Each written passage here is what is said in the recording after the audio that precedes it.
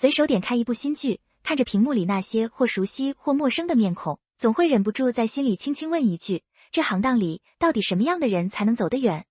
有人一出道就站在聚光灯最亮的地方，风生水起；也有人兜兜转转，好像总在边缘试探，迟迟等不到那阵属于自己的风。其实啊，娱乐圈的规矩早就悄悄变了，变得很安静，也很实在。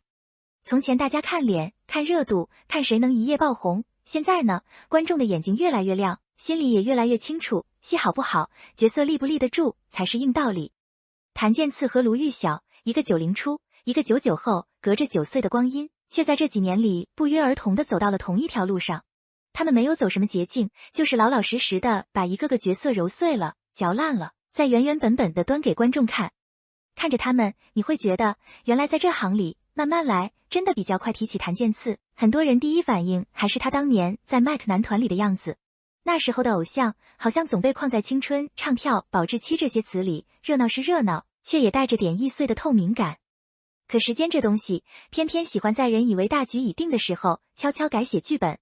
他30岁那年，没像很多人预想的那样渐渐淡出，反而像是攒足了力气，一脚跨进了演员的门槛。说实话，非科班出身这条路走起来从来都不轻松。镜头不会因为你唱过多少歌，跳过多少支舞就对你宽容半分，他只会冷冷地盯着你，看你有没有真东西。但他好像早就明白这一点。你看他在《猎罪图鉴》里演沈毅，那种温润里藏着刀锋的劲儿，不是靠台词喊出来的，是藏在低垂的眼睫里、停顿的呼吸里，甚至指尖微微蜷缩的细节里。演相柳的时候就更明显了，那种克制到骨子里的深情，连眼泪都落得极其小心。你看着他，会觉得这个角色是有重量的，是活过、痛过，也真正爱过的。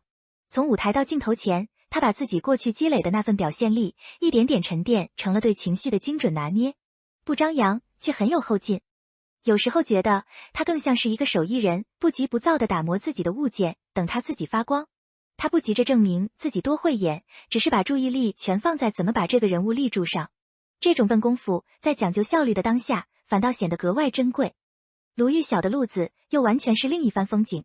利兹大学服装设计毕业，按理说本该拿着画笔和布料，在时尚圈里走出自己的步调，可他偏偏选了条更飘忽、更没安全感的路——演戏。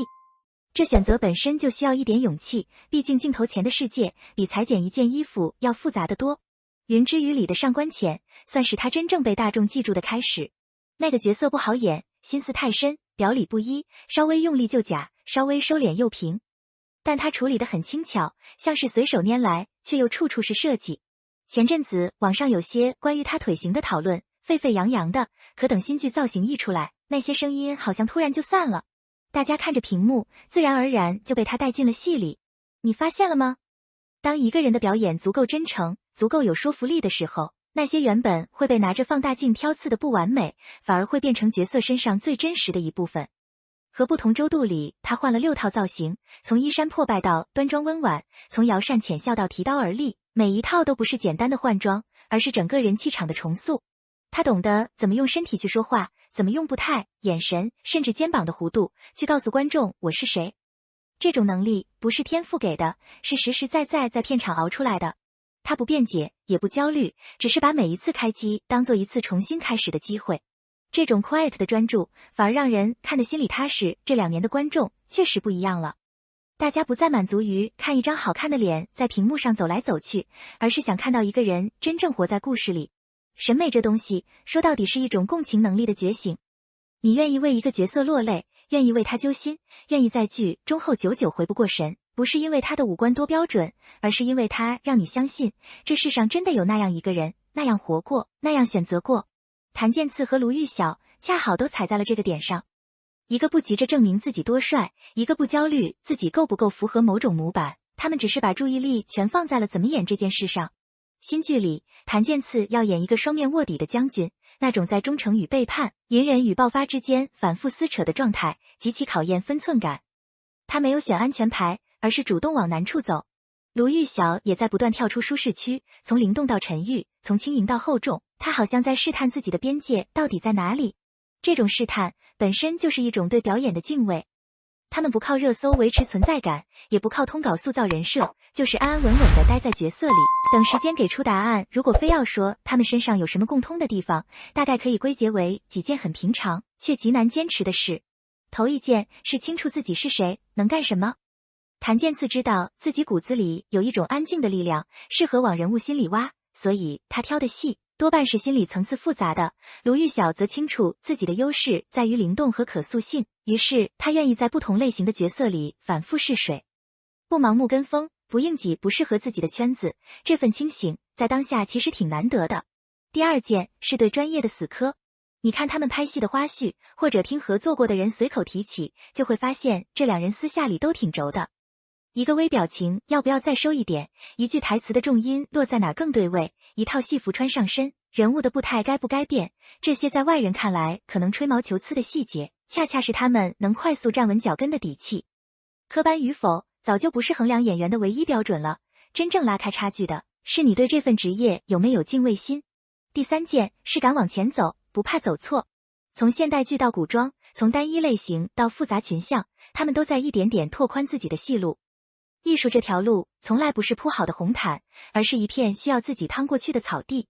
走错了，大不了退回来重来，但不走，就永远只能站在原地看别人风景。他们不怕试错，只怕停下。这种不疾不徐的探索，反而让他们走得越来越稳。回头想想，我们到底该用什么标准去判断一个好演员？也许答案一直没变过，只是我们曾经被太多喧嚣遮住了眼睛。好的表演是让你忘记演员叫什么名字，只记得角色经历过什么，失去过什么，又坚守着什么。当你跟着屏幕里的人一起呼吸，一起沉默，一起在某个瞬间红了眼眶，那便是表演最动人的时刻了。谭健次和卢玉晓正用他们自己的步调，一点点验证着这个朴素的道理。流量会散，热度会退，但那些被认真雕琢过的角色会留在时间里慢慢发酵。未来的路还长，戏也还多，只愿他们还能保持这份不疾不徐的从容，继续在镜头前把一个个生命演得真切，演得动人。而我们这些坐在屏幕前的人，大概也会一直等着，看他们下一次又能带来怎样的惊喜。毕竟好戏从来不怕晚，只要有人愿意用心演，就总有人会用心看。